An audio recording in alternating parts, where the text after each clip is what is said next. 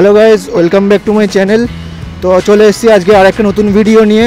তো আজকে আমরা যাচ্ছি ওয়েলিংটন আমার গাড়ির কিছু কাজ করাতে, আর ভাবছি একটুখানি ক্র্যাশ গার্ড লাগাবো।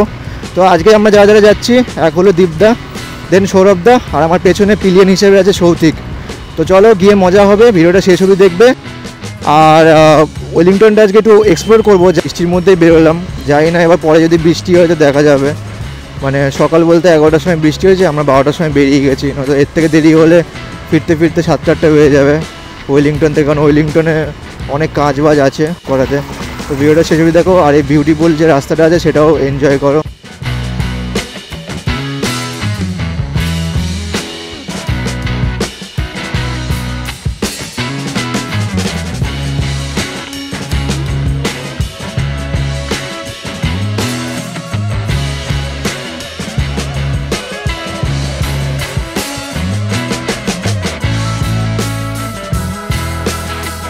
সৌরভদা বেরিয়ে গেলো, সৌরভদাকে ফলো করছি কারণ ওই জানে রাস্তা, আমিও জানি রাস্তা, বাট আমরা এই রাস্তা দিয়ে যাচ্ছি না যে রাস্তাটা আমি জানি। আজকে যা ওয়েদার দেখে তো মনে হচ্ছে পুরো একদম বৃষ্টি নামবে, একদম ঝকঝকি হয়। আর আমি কিচ্ছু ক্যারি করিনি, মানে কী বলে ওটাকে, রেনকোট ক্যারি করিনি, ছাতা ক্যারি করিনি, কিচ্ছু ক্যারি করিনি। পেছনে সৌতে পুরো একদম এমনি এমনি খালি হাতে। ওয়েদারটা ভালো ওয়েদার, মানে গরমের পচা গরমের থেকে এই ওয়েদারে বেরোনো অনেক ভালো, অনেক ভালো।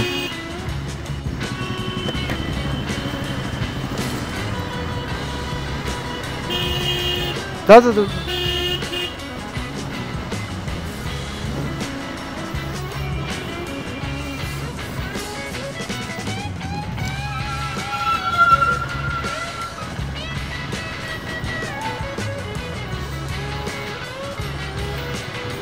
कुछ ना कहो,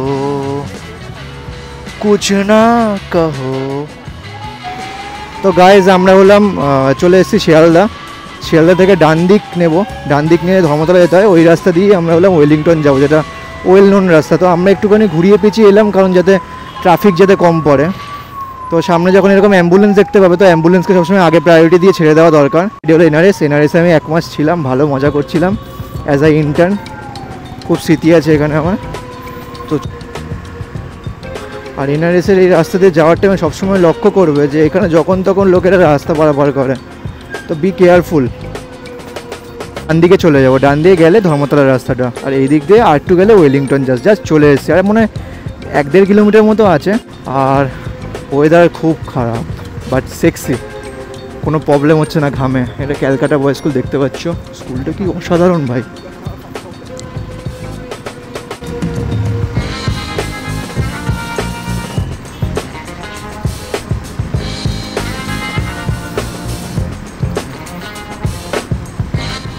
ফার্স্টে যাবো র্যাপিং জোনে, যেখানে র্যাপিং করানো হয়। সৌরভদার হলো পিপিএফ করেছে, তো ওটার একটা কাজ আছে, ছোটো একটা জাস্ট টাচ আপ দেওয়ার। পিপিএফ করানো হয়ে গেছে, ল্যামিনেশন করানোর থেকে তো আমি ল্যামিনেশন করিয়ে নেবো, কারণ বাইকে ল্যামিনেশন এখনও অবধি করাইনি, 2 বছর হয়ে গেল গাড়ি। আমি এখন ওয়েলিংটনে আছি, আর এখানে হলো আমার ক্র্যাশ গার্ডটা ইনস্টল হচ্ছে। এই সাইডে আমার বাইক আছে, এই সাইডে বাইক আছে, ওটা সরিয়ে জাস্ট ইনস্টলটা করা হবে। ইনস্টলেশনটা তোমাদের দেখাচ্ছি, আর লাস্টে যাবো, ভিডিও লাস্টে তোমাদের বলবো যে কত টাকা লাগলো ক্র্যাশ গার্ডে। তো ভিডিওটা শেষ অবধি দেখবে। আর এই দেখো বাইকের এই লেগ গার্ডটা সরিয়ে ওই যে আমার ক্র্যাশ গার্ডটা রাখা আছে, ওটা জাস্ট ইনস্টল হবে। তো ইনস্টলেশনটা তোমরা দেখো। তো গাইজ দেখতে পাচ্ছ, এই দেখো সুন্দর করে ফিটও হয়ে গেছে, এদিকে কিকটাও বেশ সুন্দর লাগছে। আর এই জায়গাটা দেখো কী লেখা, বিপি লেখা না কী লেখা আমি ঠিক বুঝতে পারছি, আমি যে তোমাদের বলছি।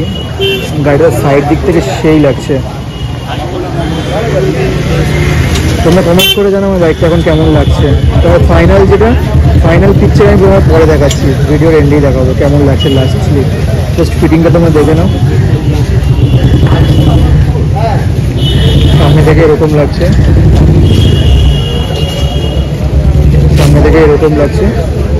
তো এখানে ফিট হচ্ছে সব কিছু।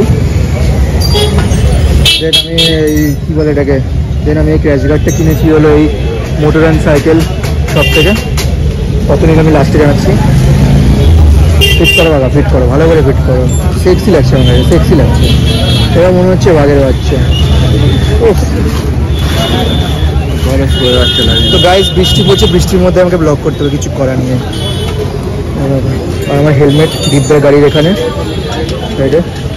তো এদিকে আমার রেডিয়েটর গ্রিলটা আছে, তো ওটা সরিয়ে হলো ক্যাশ গার্ডটা লাগাচ্ছে, একটু প্রবলেম হচ্ছে, but just look at the my look বাইকটা সেই লাগছে আমার এখন। তো গাইস দেখতে পাচ্ছ আমার র্যাশ গার্ড ইনস্টল হয়ে গেছে। এই দেখো এই জিপি লেখা, এই ব্ল্যাকটা আমার, এই লাল রেড আর ব্ল্যাকটা আমার রেড অ্যান্ড ব্ল্যাকের সাথে বেশ ভালো মানাচ্ছে।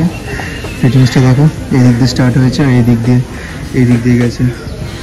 অল ওভার লুকটা একটু কমেন্ট করে জানাবে কেমন যাচ্ছে। এই সাইডে দেখতে পাচ্ছ। এরপর হবে ট্রিপ, इसके बाद आएगा ट्रिप, দেখতে পাচ্ছ।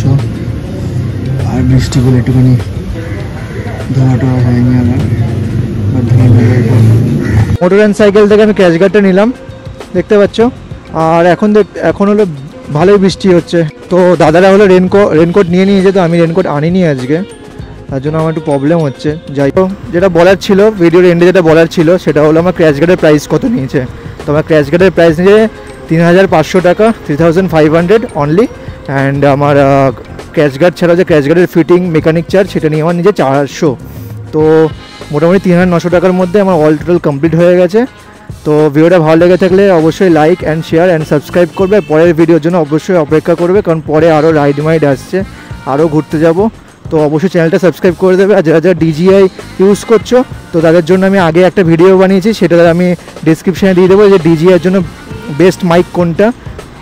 তো ডিজিআইয়ের জন্য বেস্ট মাইক কোনটা যেটা আমি ইউজ করছি, যেটার জন্য এত ক্রিস্টাল ক্লিয়ার সাউন্ড আসছে, তো সেই মাইকটাও আমি আমার ডেসক্রিপশানে দিয়ে দেবো আর ভিডিওটাও ডেসক্রিপশানে দিয়ে দেবো। তো সেটা দেখিয়ে নিও, চেক আউট করে নিও।